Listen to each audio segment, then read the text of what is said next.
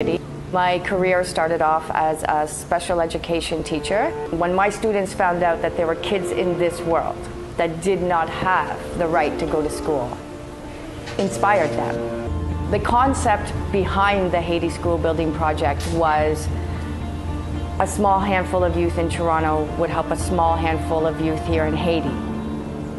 The Haiti School Building Project finally opened up last year, September 2018.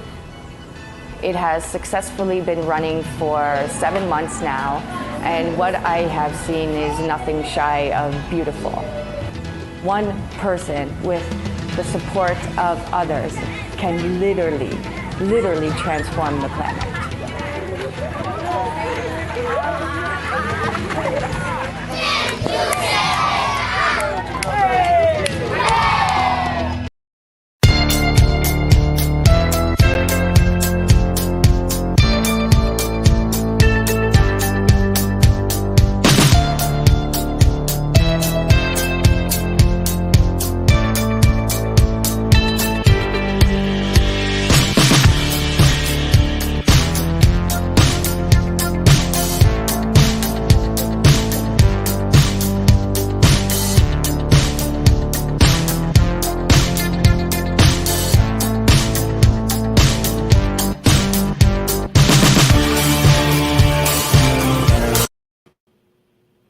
Hello. Hello, Miss Barbara. Just like you looked up like we're here. We're online. We're live. Yeah. I was just, fixing my clothes. Fixing the girlies. My mother Ladies. Yeah, the ladies. When I used to say the ladies, I was like, okay. I said, what ladies? I used to say, Mom, what ladies you have? She said, I was like, oh, okay. She said, love her to death. Love her to death. How are you doing this evening, Miss Queen? I'm doing awesome, Miss Queen, and I'm so happy we're back again with the Help Heal Humanity Show with co-hosts Mrs. Serena Bufalino and Mrs. Barbara Beckley.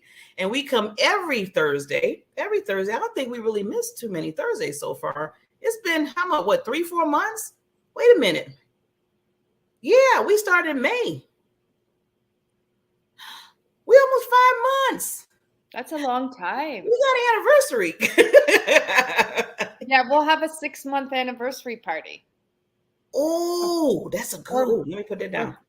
I like that. That's a good idea. I think that's good. We could bring some people on again and have a party online. That's awesome. Yay.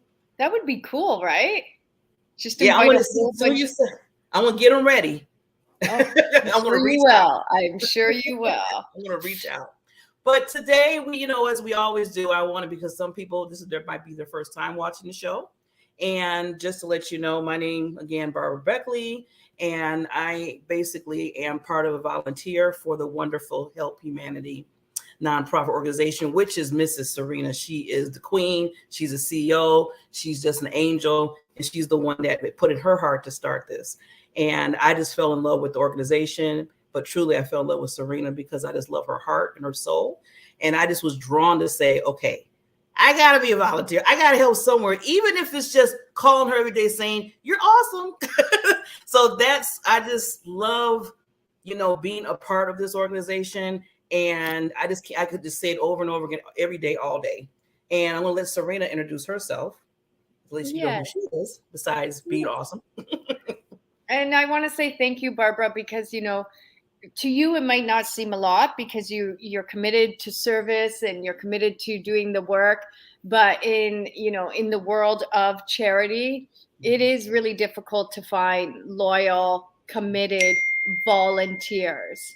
So you are always there. Don't say you have been there for everything. You have promoted us. You have done fundraisers for us. You've gotten other networks to do fundraisers for us.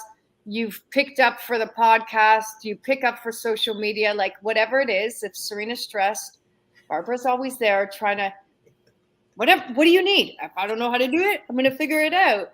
Right. And so I really appreciate you and your heart and your compassion and, just thank you for everything because you really are special in so many ways. And I don't know if you know how special you are. So you gonna make me cry. Don't do that.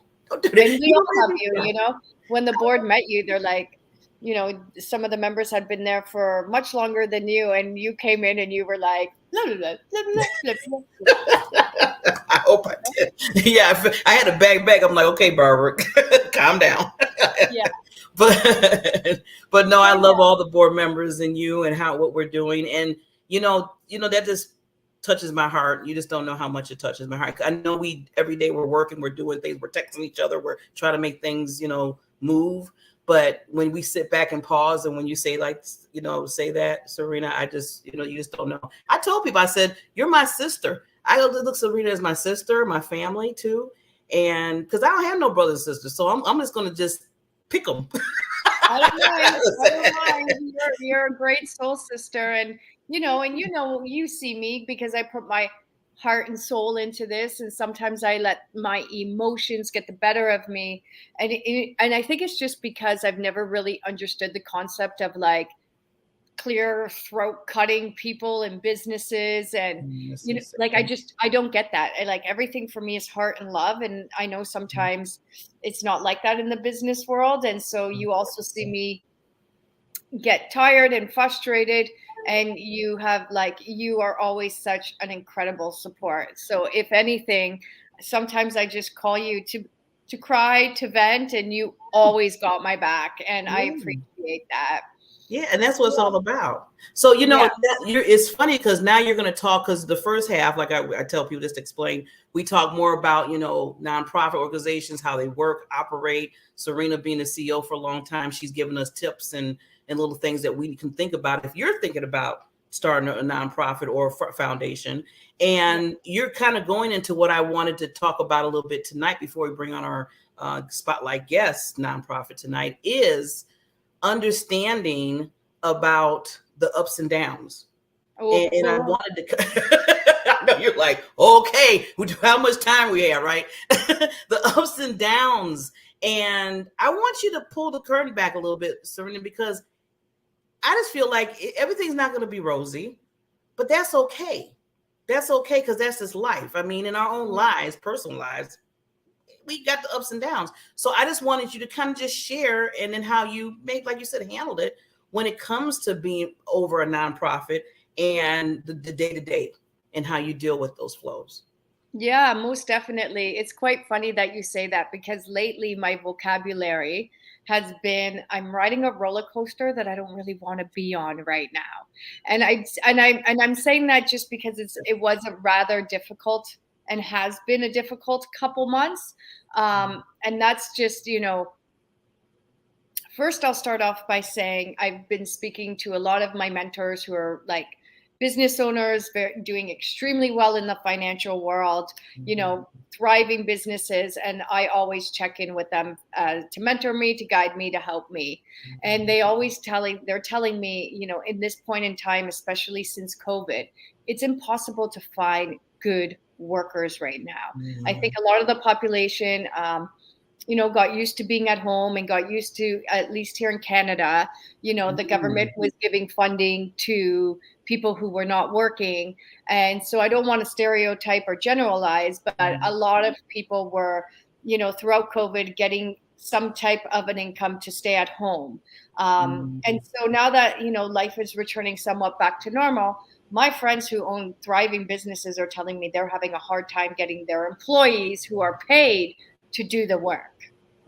Now, help heal humanity, I'd say, part of the roller coaster ride from day one is not having the ability at this present time to be paying employees. And that's including myself as the CEO. So we are really, really, really depending on volunteers to help us. And also, we touched upon this in previous shows about your board members, right? And there's various types of board members. There are board members who basically make all the decisions but don't do the work. And Help Heal Humanity, we are an active board. So we need the board members to step up and do the work, right? And again, this is, everyone's busy. Everyone's, trying to get through their work life, their family life, their responsibilities, and then they take on HHH. And as a volunteer-based charity, we kind of expect a lot from our volunteers, because our volunteers and our board members, they make up the charity. Although I'd like to say I'm the CEO and the founder and I make all the decisions, that's absolutely not true. When you have a charity, when you have a board of directors, your board of directors make the decisions, and I am just there to hopefully oversee that stuff is happening. And we've had a lot of turnover, and some of the turnover, I will admit 100%, has been because of me, and some of it's just been because people don't have the time or don't realize the commitment, and that's the difficult part is, we're working in a team. There's 5 of us, 6 of us, 7 of us, 8 of us, whatever the number is. And if everybody is delegated a job and we're all working towards the same thing, when 2, 3 people don't do their part of the job, it slows down the whole team, and then it slows down everything. And so that, that to me is the hardest part. And of course, the roller coaster ride of fundraising, especially during these times.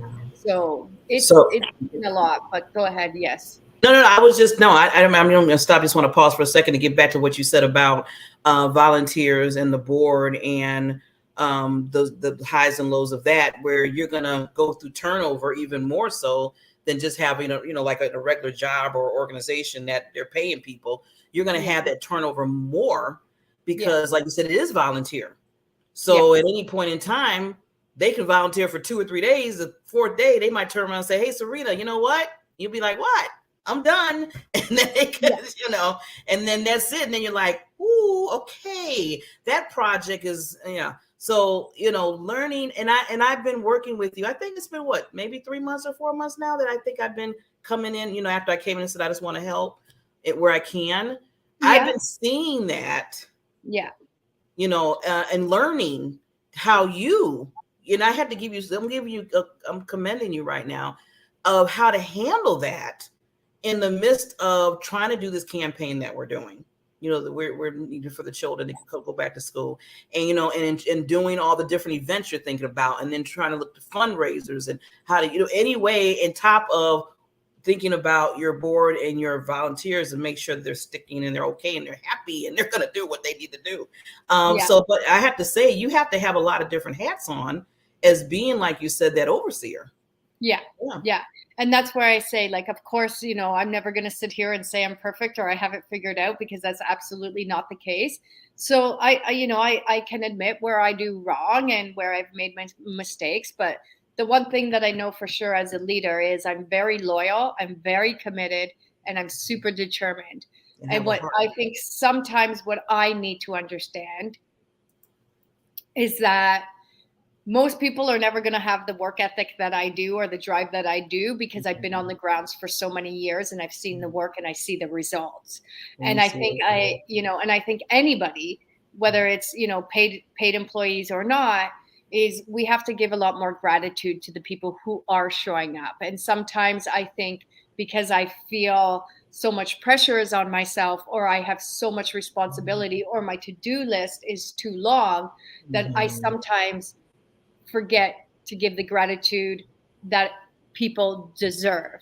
And because I have super high expectations, I can easily be let down because I sometimes have unrealistic goals, and I will say, Barbara, when I was a special education teacher, which was eventually what led to Help Heal Humanity, right? Because for the viewers that are watching, I never had a desire to build a charity. It kind of happened in my classroom as a special education teacher, and I've been learning as I go, and we've been growing as we go. And like you said, and there's been a roller coaster, and I just thank the people who are brave enough to ride the ride together, right? And not get off at certain stops and never come back, right? That has happened too, where they're on the roller coaster, they're like, wee, and then the stops for a minute, like, bye, and you're like, and then all of a sudden the roller coaster went right off the track, and we never saw them again, right? It's like, where did they go? I'd be like, Serena, where'd they go? Who? Where they at? Yeah. So but see, like I said, going back to how you handle things, and I'm glad you said, because none of us is perfect. No. We all make the mistakes. I don't even probably even count how many mistakes I made today alone, just to this day. This is a Thursday, and this is just Thursday and all the other ones. And, it's glad. I always tell people, when you're working with a group, when you're working with volunteers, anything, just own it. If it's something that you did or whatever, apologize, and hopefully they accept it. And then, you move on and say, okay, let's see what we could do differently, than what we did before. So communication, and maybe, just talk a little about that. Communication, I believe, for anything is the key. And now, just before we get on the communication, what I wanted to say about having high expectations is, in my classroom as a special education teacher, teaching some of the most at-risk youth that were not functioning in mainstream school, superintendents and principals would always tell me, lower your expectations. And I used to get so upset, because I would say, like, I'm not lowering my expectations. I will deliver my message in multiple ways until they understand it, because I am not demeaning a person's worth and or capability, right? And so I always have the high expectations, because I really do believe that with hard work and determination, we can achieve anything. It's, having the belief in yourself and putting in the work. And so that's why I do have these high expectations. And again, it's the expectation that, like, the board belongs to the charity belongs to the board. So we are all equal members of that board, right? And that's why I think sometimes I get maybe a little bit hurt and or upset, is because we are equally important, all of us. Nobody is more superior than the other. Nobody is getting paid. And so if everybody did their job or their role, then things would flow so much better. And I think sometimes there's that pressure on me as the CEO to figure it all out. And again, that's where the communication lies. I mean, communication is key. Communication is key to any relationships, friendships, business relationship, volunteers, board members. And it's taking me a long time to learn, to be open and transparent and to just tell it how it is. Yeah. And like you said, Serena, I was just going up communication again, is I always say too, which helped me a lot in some other past projects I've been on, and then I see also in the nonprofit, is always ask the volunteer, who's ever, first of all, you find out what they like to do, what they're good at, what their genius is, I always say. And then you find out, okay, this is what you like to do. We have something that we would love for you to work on, because we always could have used something for that. And then ask them the time. Ask them, okay, how much time can you commit?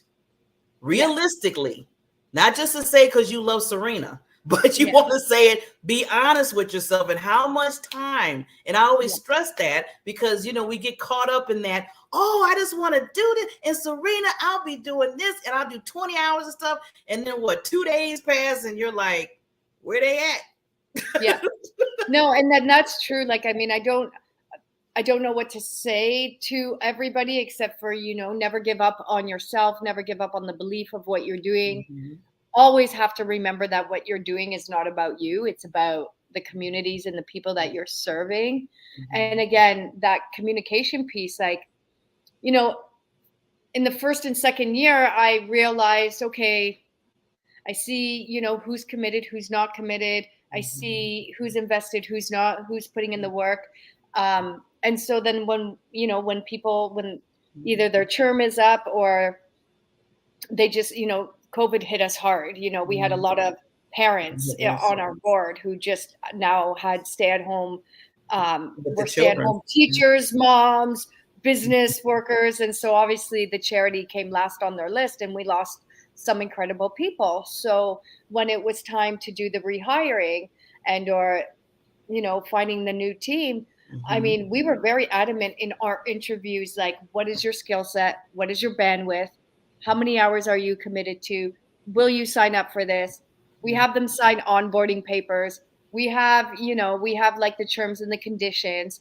And again, it doesn't always go that way. It doesn't. And as a volunteer-based charity, it's exceptionally hard, right, to hold people accountable or you do hold them accountable, but after so many times you can't. And that's, how do you do that? How do you say, like, thank you for volunteering, but you're not doing enough, or thank you for volunteering, but you didn't do that right? So, the way in which we communicate is so effective. And again, when it's a volunteer-based situation, it's extra cautious in how you approach that situation, because they're just there giving their time and their energy. And if they're not enjoying the flow and the process of giving their time and energy, they're going to say, I'm not doing this. Like, this is too much work. Yeah. So, that's why I always, and people always say, choose your board wisely. Right. I'm glad you got one of the key points. I wanted you to bring that out because it is very important. And the thing add to that about choose your board wisely is make sure not just the board, but the volunteers, anybody that's helping, has a buy-in on what the ultimate goal is. Yeah. And then I'm going to use a prime example of this. And I know you know this already, Serena, that if you don't believe, I don't care if you're a volunteer or not a volunteer, if you don't believe what the person or the organization is trying to do, then it's going to be a little difficult for you to start, being accountable for certain things that's going on. And don't do it just because of a person. And I'm using that example because I had a problem just 2 months ago where I'm part of another organization, and I needed an officer, to fill an officer's role. And they were like, I told them, everybody about it. And they were like, oh, Barbara, yes, I'll do it. Yes. And everything. Yeah, I want to do it. Yay. I'm like, oh, wonderful. So I'm like, oh, it is a volunteer too. And then after a month, even before we started the new term, they said, you know what? I really was doing this, to be honest with you, Barbara, for you, because I love you. I appreciate you so much. And I know you needed the help, but I don't think this is going to work because I'm seeing this. And I was like, and I said, you know what? This is a lesson learned for both of us. And that's what I told them when I communicated. I said, the lesson is never do something just for that individual. Yeah. Do it because you truly believe in what you're doing. Yeah. Because then any little excuse will do after that. Yeah. If so I always tell people, you know what? You love me by loving me, be true and say, no, I'm not going to do it.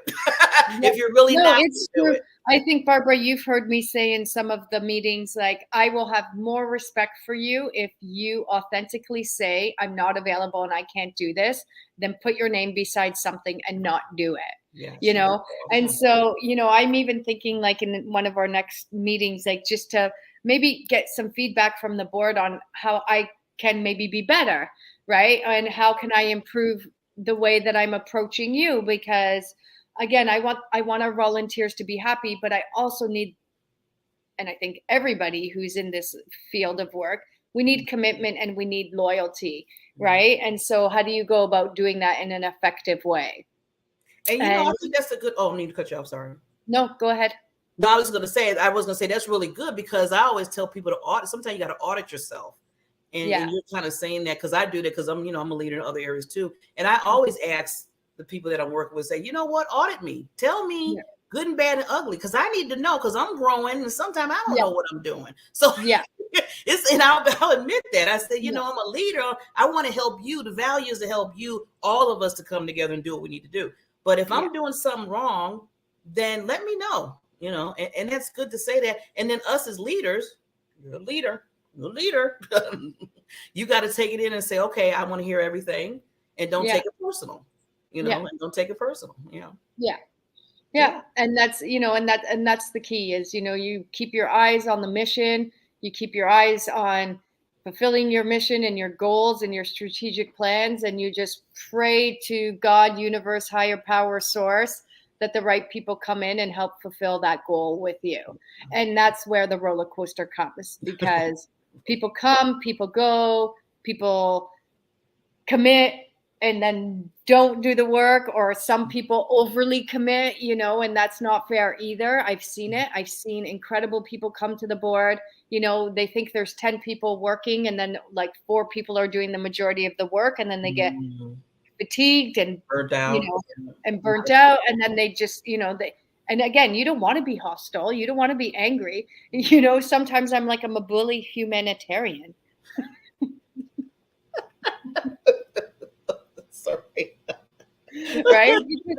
because again, I want to hold everybody, like when I see your resumes and when I hear you speak and I see what you're able to produce, and then I want you to produce that for our charity, and then it doesn't happen, I get upset about it, and that I shouldn't.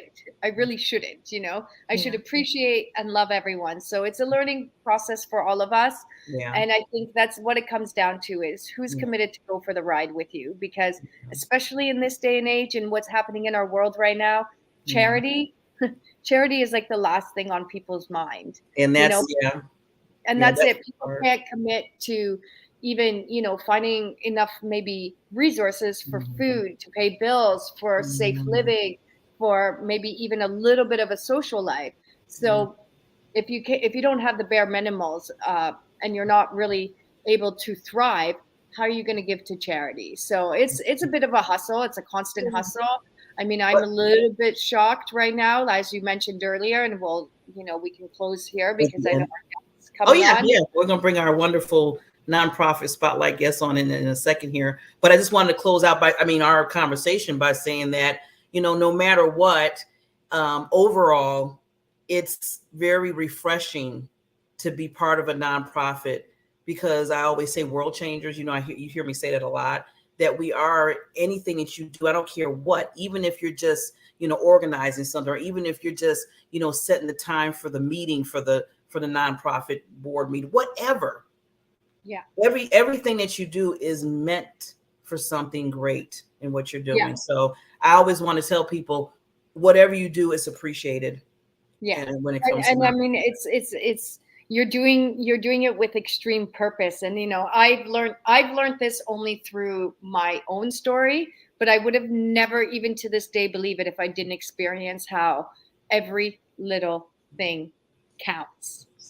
Like literally every little thing makes a big difference, and every little step just allows us to grow and keep our momentum. And, we're doing our $100,000 campaign very quickly. And this is the first year I can say it's been harder than ever to get the donations, like much harder than ever. And that, that's scary, but we just keep going. We're going to keep going, keep believing, keep pushing on. Yes. So with that, we're going to bring on, I want to make sure I introduce our next guest, and then we're going to have a little love for our sponsor, and then we're going to have her come on. So Mrs. Trish Shellabert, she is the nonprofit. She serves as deployed military, ensuring everyone receives, and cut off my miraculous. She's the founder of ASH, and they focus on simple act of serving and needing populations and providing opportunities of all ages and abilities to participate. 15 years, a leap of faith. Awesome. See, I'm telling you, I feel like every nonprofit is just a little seed dropped everywhere to grow this wonderful world of what we live in, to show people that you need to start caring more. So we're going to bring on Mrs. Trish once after we give our sponsor a little love. Here we go.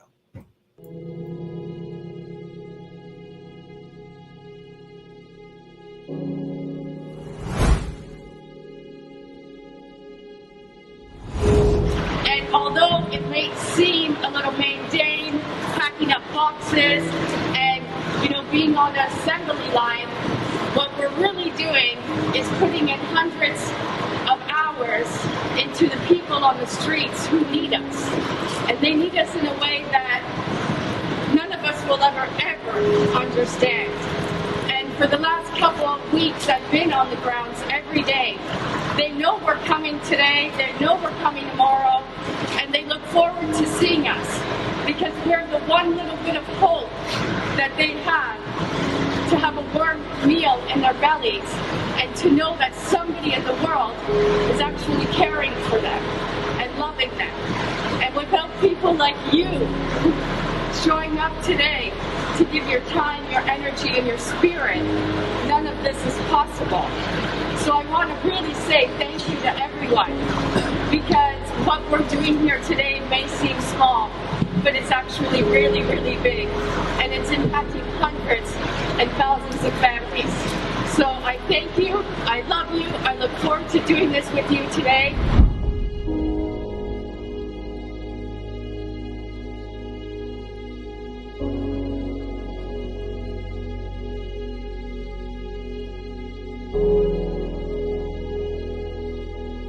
My name is Serena Bufalino, and I am the founder of Help Heal Humanity.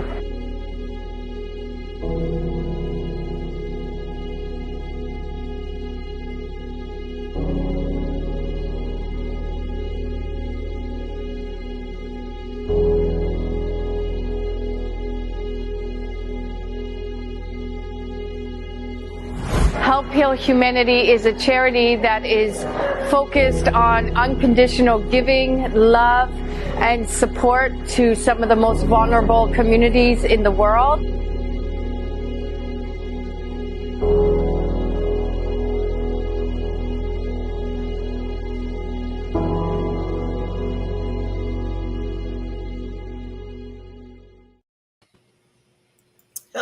Hello, wonderful Trish. Hi there. How are you? How you doing, lady? I'm good. Thank you so much for having me on. Thank you for being one of our spotlight nonprofit. Yeah. So this is Serena. You probably heard us talking earlier, but this is Serena Bufalino. She is the founder of Help Heal Humanity, and we created a show around that. So it's nice to see you. It is such an awesome thing. And the one thing that I picked up when you said, Serena, is that every little bit counts. I look at it as a puzzle. And so all the pieces need to come together. And there may be just that one little piece that someone thinks it doesn't really count, but that's the missing piece. Yeah. So it's lovely that you have a platform just to highlight good projects and good news, right? Yeah. I love that. I love the puzzle thing. That's nice, Trish. I'm going to use that. You feel free. That is awesome. I like that part of it. So Trish, before me and Serena start, because we can talk and we'll get into some questions and stuff. But first, we want you to pull the curtain, tell us about your organization and why you started it, and just showing the love to you and your organization. Well, thanks. So when I said it was a leap of faith, completely. So it started actually on an airplane. So I was in Dallas, Texas, trying to fly to Philadelphia, and there's storms going through the area. And so the airport had been shut down, and all the standby lines are growing, and they're growing.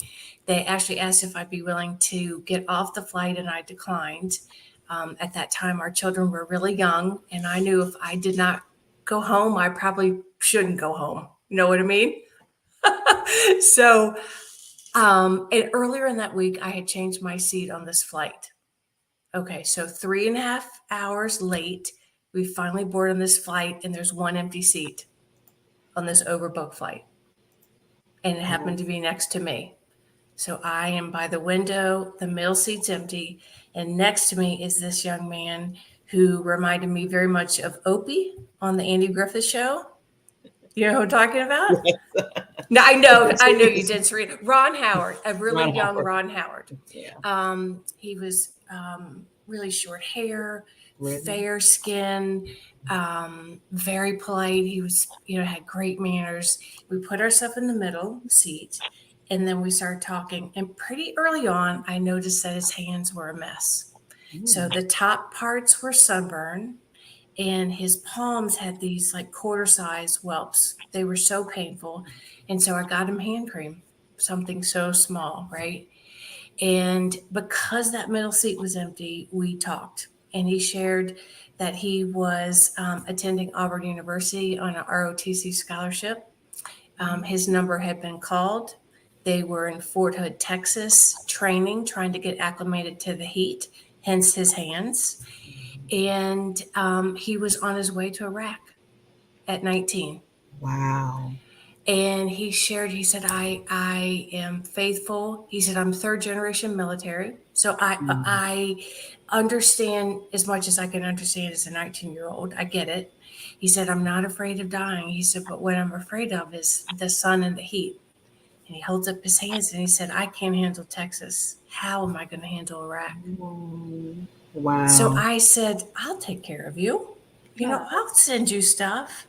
And he said to me, which is why 15 years later, we're still doing this. This is what he says, this 19-year-old, okay?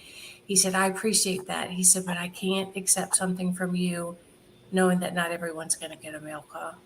Oh. And I said, okay, so how many's in your unit? And he said 177. And I thought, yeah. Well, I'm not going to say what I thought, but I said, you know, I have no idea how this is going to happen. But I promise you that it will. I promise you that I will take care of your unit. I don't come from a military background. The language, the jargon, it's all new. Mm-hmm. So I came home and I shared with my husband what I committed to. And his first response was, I think I need to travel with you next time. No traveling alone. Yeah. And then he said, okay, let's go. Let's get busy. And so I told everyone I knew, I said, you got to help me keep this promise to this young man. Wow. What a good story. Hang on a minute. Thanksgiving Day, 2007, I get an email from him. And he said, today is the best day in Iraq. He said, I got to be Santa Claus. And I handed out a care package because we individually wrapped it. We want it to be a gift. So, and everyone got a gift. Mm-hmm. And he said, you have to know that they're old grown men, meaning my age, crying because they had never received a mail call. Oh, wow. So it was a group from Alabama. They left Alabama in March, and now it's November, and they hadn't received a card. They had received nothing. Wow. And I thought, okay, so we did it again. And then the word got out, and then it was that domino. And we just kept going with it. And in 2013, another gentleman from Fort Hood, Texas, I don't know about these Texas men. He said, I hear you send care packages. Could you help us? And I said, how many is in your unit? And he said, oh, honey, with this real thick accent, you better sit down. And so I sat down, and he said, it's a battalion of 800. Wow. Oh, wow. Oh, wow. And so I said, I can't commit to that. And so I went back to all those people, all those volunteers, all those people that made a donation. And I said, what do you think? And they said, with God, all things are possible. Don't worry how. Let's just get going. The need's there. Yeah. You have the contact. Let's just get going. And so I thought at that point that was going to be the end because my mind couldn't think of anything bigger. But my faith says there's much bigger out there. And so that's when we became an official 501c3. And so to date, we've sent over 20,000 individually wrapped care packages. Wow. And that's absolutely incredible. And congratulations. Thank you. And I love that, oh my God. Not knowing how it's going to happen, but having the faith and the trust and sharing your story, and then organically it formed is a beautiful story. I'm curious to know what is in your care packages. Sure. So we use products that are made in America. I think that's important. And so we have partnered with a couple of companies, Badger Balm, and it's a family-owned business in New Hampshire, and O'Keefe's, which was bought by Gorilla Glue. So they give us a discount on the products. So we send hand cream because that's where it all started. An SPF, a lip balm that has SPF. We send a star, which I can't believe I don't even have one in my desk. But so what we do is we get retired flags and we cut out the star. We put it in with a card, and on that card it says, I used to fly on an American flag. I can no longer fly because the sun and wind have caused me to become torn and tattered. Please carry this as a reminder you're not forgotten. So every care package gets that. Right. It gets a handwritten letter from someone. So we get letters from all over the country from people of all ages and abilities. And then hard candy because we all love candy, right? Yeah. And then that gets tied with tissue paper and a ribbon, and I make sure that ribbon is curled. So, when you get a gift and that ribbon's curled, they went that extra, just that extra step. A little, yeah. I want them to know that this is a gift and this gift is for them. Yeah. Yes. Wow. So now, Trish, is that why it's called a soldier's hands? Because how it started? Yes. I was wondering. So Barbara, this is funny. So when we decided to do that battalion, I'm sitting across the way with one of my volunteers, and she said, this is before we were even going to become a nonprofit. She said, I think we need to call this something so we can refer it to something. And I'm working, and I said, okay. She said, what about a soldier's hands? It started with Mark's hands. And I said, okay. And that was as much thought. Yeah. But it fits. Yeah. Yeah. To the story. Yes. Yeah. I love it. Yes. I love it. And it is that simple. Like, for myself, again, I'm a teacher. My students challenged me to help kids in the world that were suffering greater than they were. Right. And it's like, I had no idea what I was doing. I didn't know how to do it, but I just wanted to role model to them that we can do anything. And then it just takes off, and when it takes off and it happens, I think it happens organically. You take the first step and things start to come and people start to provide. And then, you make it work. And I commend you. I love the care packages. Well, and when I talked about the puzzle, when you typically do a puzzle, you do it from the outside, right? You do the edges and then you work in. The soldier's hands has been the total opposite. We're just getting pieces, we're putting them together, and we're kind of working from the center out. And so we have to trust that next piece is going to fall into place. How many, I'm a little bit clueless. Like, how many soldiers are in the field?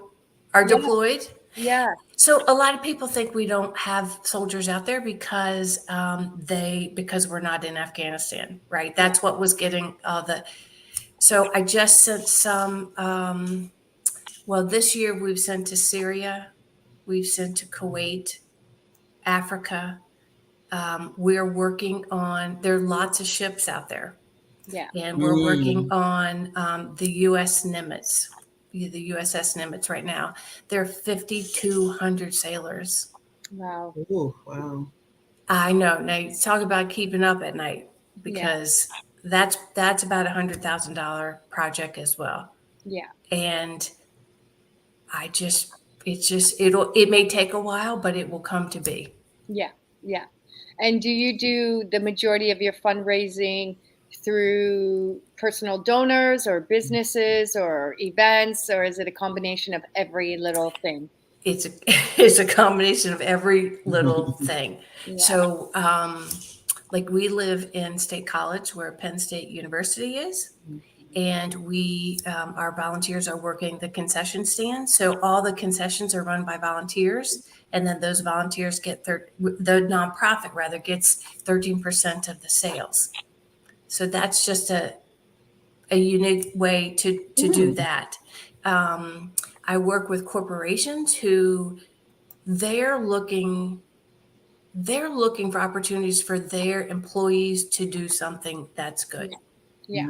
Or their staff to do something that's good. And so that's been something that's been wonderful. It's such a win-win thing. And then they help to support the purchasing of the product, and then they do the assembly of it so that they can see the whole process. Grants. Just looking through the pictures on your website, it's so nice to see the youth, like the children and the teenagers helping out, understanding what's needed. Yes. So our kids, remember I said I needed to get back on that plane? So they were 1, 4, 7, and 9 at the time. And so that's what they have grown up with. And so they helped a lot in those early years. They're now working concession stands, at Penn State. But it's what I didn't realize is the ripple effect it would have. I get letters from the volunteers who will say, thank you for having an opportunity where I can participate. Yeah. It's like that always at Help Heal Humanity too. I think because this has been my life for 20 years, I forget how impactful it is. And when you bring the volunteers out there and the volunteers just look at you and they're like, how much it's opened up their hearts, their mind, their spirits to something that they never really thought was a thing. And, and I always say, and I'm sure you're going to agree with this, is that we as the givers get more out of this than the receivers.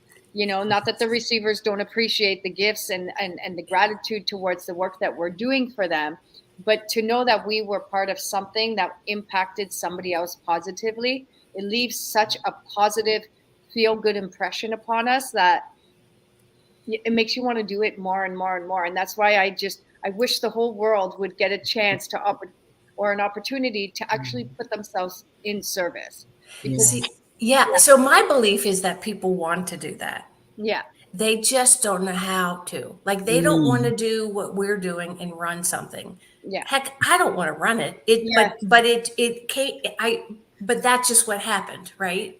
And I wasn't going to not follow through on my promise. And then, so I think it's our responsibility to also give them the opportunity and show them how to do that, and show them how, writing a letter, something that's really simple, that it's not costing any money. It's really not even costing a whole lot of time, but how that may be the only letter that soldier or sailor will receive.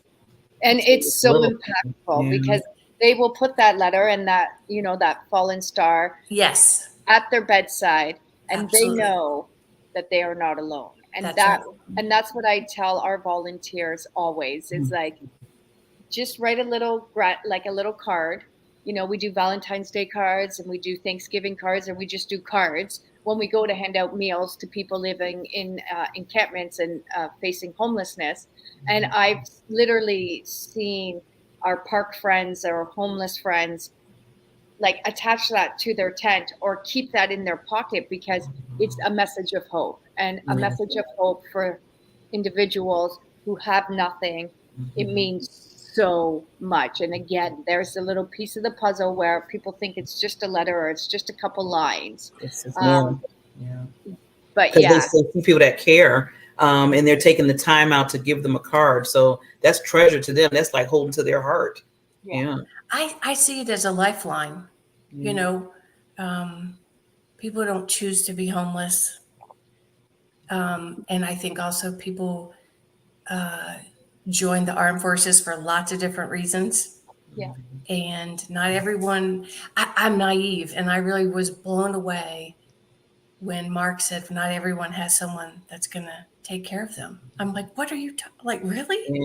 And the part that alarms me the most is, again, I'm from Canada. I'm not saying that we don't have soldiers and we don't have, Navy and Marine, but this podcast that Barbara has put together for Help Heal Humanity and spotlighting other charities, I've seen quite a few American non-for-profits come on here doing something for the soldiers and the Army and the Navy.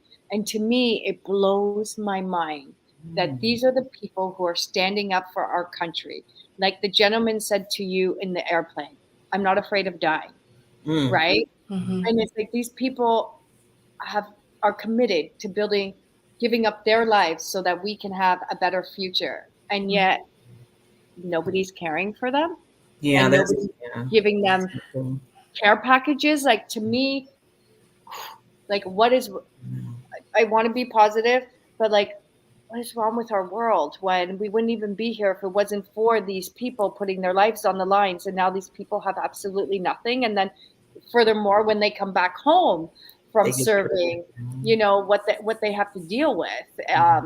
It's just, I've been learning this through our podcast, and it's eye-opening to me. It's sad, but then again, I'm grateful to people like you who make sure that these people have voices, to make sure that these people are not being ignored, and giving them something as simple as a care package, literally changing their outlook on humanity. You said that, yeah. I mean, it's so, like you said, Jatricia, I'm sorry, but I just wanted to say that, just give you the honor, and even you and Serena, that, you see the need and you're doing something about it. It's so easy just to have ideas and thoughts and say, oh, this needs to be done. Oh, well. And then once it comes to the work and saying, okay, let's put something together, let's come together. Well, and then they start doing second guessing. But when you take it and you put it, I always say putting feet to it, like, moving in that area of the nonprofits that you create, that it gives awareness, first of all, to everybody. Just like Serena said, she didn't even really fathom that until she started seeing these nonprofits come on about, a lot of military helping them out. And I feel like when you're aware of something, there's no more excuses to a certain extent. It's like, okay, we made you aware. We showed you what's going on. We show you what the need is. Now you have to make that determination on how you want to fit in that category. So that's why I love this show so much, because not only help humanity showing what we do, but then also what you're doing, Trish, and others. Because some people come to me when they watch the show and they're like, I didn't know there was a nonprofit organization, or I didn't even know that we needed a nonprofit organization to do what Trish does. Yeah. So Trish, how do I mean, I know at one point we're going to give you a minute all on your own to and let our audience know, but I'm just curious, like, what are the best ways? Is it monetary value or donation? Is it actually sending products to a certain location? Like, what are the different ways that people can get involved in your charity, and what would be the way they go about doing that? So the most cost-effective way is actually cash that we can then leverage to purchase this in bulk and get a reduced price. So the other thing is that it's not that they don't have some of these things, but it's not the things that you and I would want to use, right? Yeah. So we're sending really quality products, and that's they deserve the best, and I want to send the best. So money is really helpful. Write letters to share this with your schools and get your school age children. Veterans Day is coming up in November, and have this be a project and have their letters come to us. So the USS Nimitz is 5,200. That's 5,200 letters. Save flags. If you see retired flags, save them, and we will repurpose them. You started, Barbara, earlier talking about planting seeds. That's why I wanted to come onto this, is to plant the seeds, and that I know my faith is that something great will come from it. I don't know what it will be, and I don't know when it will be, but I know something good will happen. And so tell share this story, share our website, let other people know that this is what we're doing. And we really would like to start chapters in other parts of the country. We're kind of trying to figure that out. And who knows, maybe someone may say that's me. I'll start it in Minnesota. Yes. Oh, that'd be one. Yeah. So what we do, Trish, is what we do is we kind of take ourselves down for like 30 seconds, and we just want you to give any last thoughts that you want them to know about your organization. I always keep, how they can contact you by your website, but just some thoughts that you want to give, and then we'll be back up to close out. So we'll be right back. Okay. So when the group Mark's unit came back to Fort Dix, New Jersey, I had the opportunity to see all of the 177 people that were in that group that we sent care packages to. And they stood in line thanking me for the care packages. And I said, no, I should be thanking you, right? I should be thanking them for what they're doing on our behalf. And then Mark shared with me years later, I still keep in contact with him.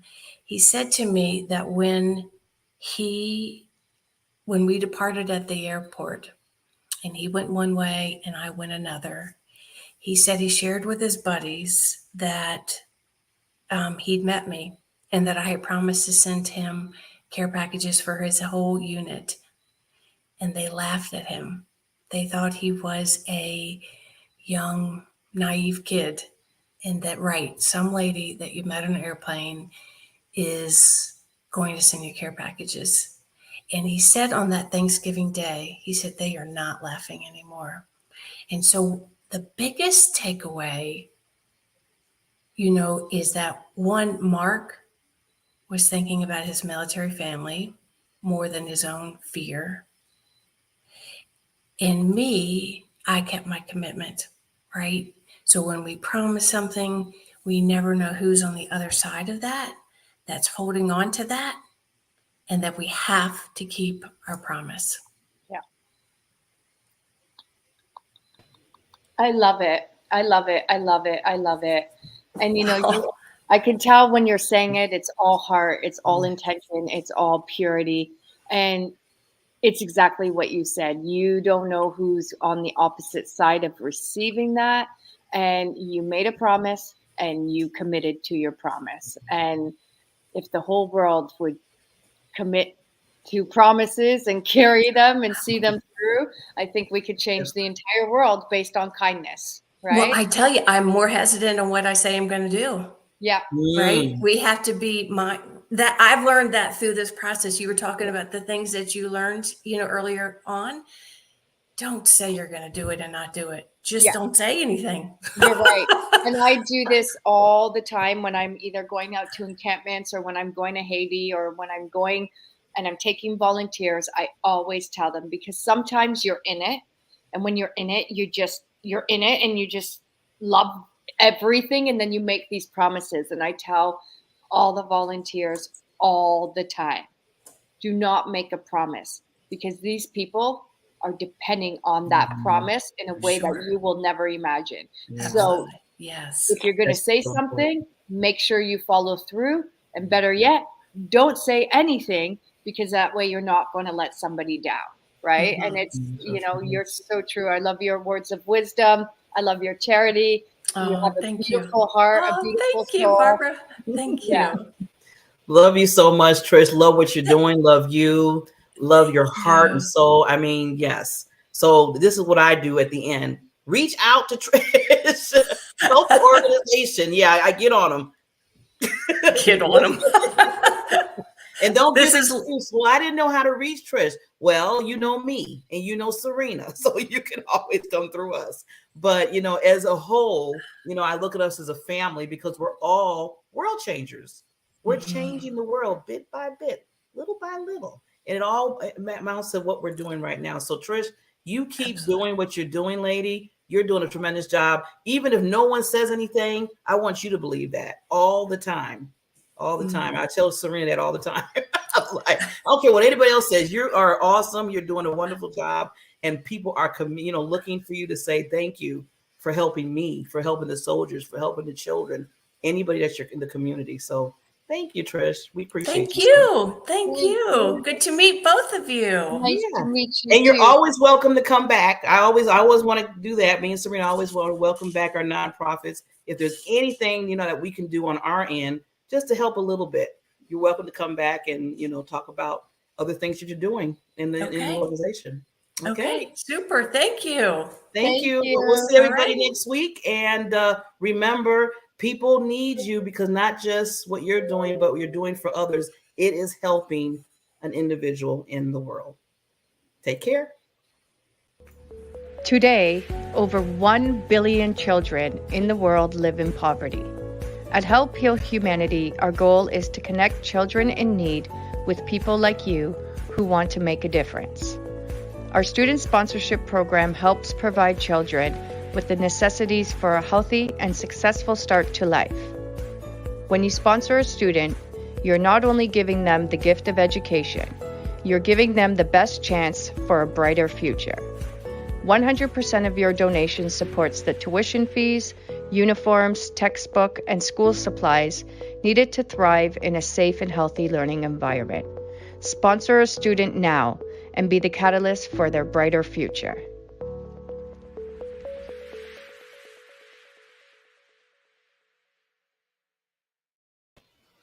Hello, everybody. I just wanted to, again, my name is Barbara J. Beckley. I just wanted to come back on because me and Serena kind of tag teams with this. But, you know, you met a wonderful guests, Trish, with A Soldier's Hand, a non-organization. We bring on other nonprofits. But one of the biggest things that we want to make sure that you understand that as far as Help Heal Humanity, because that's what this whole program is about, what it created, we are doing a campaign. And we're in this campaign, not for us, not for the volunteers of the organization, not for even you. It's for the individual children that are in Haiti right now that is looking to say, when am I going to get my last meal? Or when am I going to get my education? Will it continue? And this is what we're working towards. It's a $100,000 campaign. I know that sounds a lot. You're like, wow, that's a lot of money. But I always tell people, when you can get one person to give maybe $20 or $50 or even $2, it adds up little by little, and we can get there. Now we can, we tell you statistics, we can tell you the numbers and everything. And, a lot of people like to hear that. I get it. But the number one thing is, a child is not a statistic. A child didn't ask to come. A child is here just wanting to grow and wanting to be educated and wanting to know about the world and wanting food on the table. So when you see us talking about this campaign, and you see us put the link, which I was looking for right now, that's my fault. But when you put the link down so you can give, don't think about all the other stuff. Just think about, there's a child out there that's going to be so grateful for you just giving and just thinking about making that difference in their life. So we ask, and it's an ask, because we can't tell anybody anything, but we can ask. And we just ask you to just give towards this campaign. And believe me, that child, that individual person that's in Haiti right now will thank you every day, because now they're taking a spoon and they're able to scoop it up with some food and put it in their mouth. And on that point, they're able to go and say, you know what, I can have another year of going to school and understanding how they can move in the world as they grow. So with that said, please, we ask you nicely to give just whatever you can. Don't put dollar amount, whatever dollar amount you want. With that said, you'll see us again next Thursday, every Thursday night at 9:00 Eastern Time, 8:00 Central Time. And I always tell everybody else, figure out all the other time zones. Those are the main two that I always want to say. And with that said, we'll see you next week. Have a wonderful, in the U.S., I think it's celebrate all over. I got to check that. Labor Day is on Monday. So I know a lot of everybody's kind of out and doing their thing. But just enjoy yourselves. Do some self-care. And remember, always remember that your heart, when you give to others, is doing so much, so very much for them. Take care.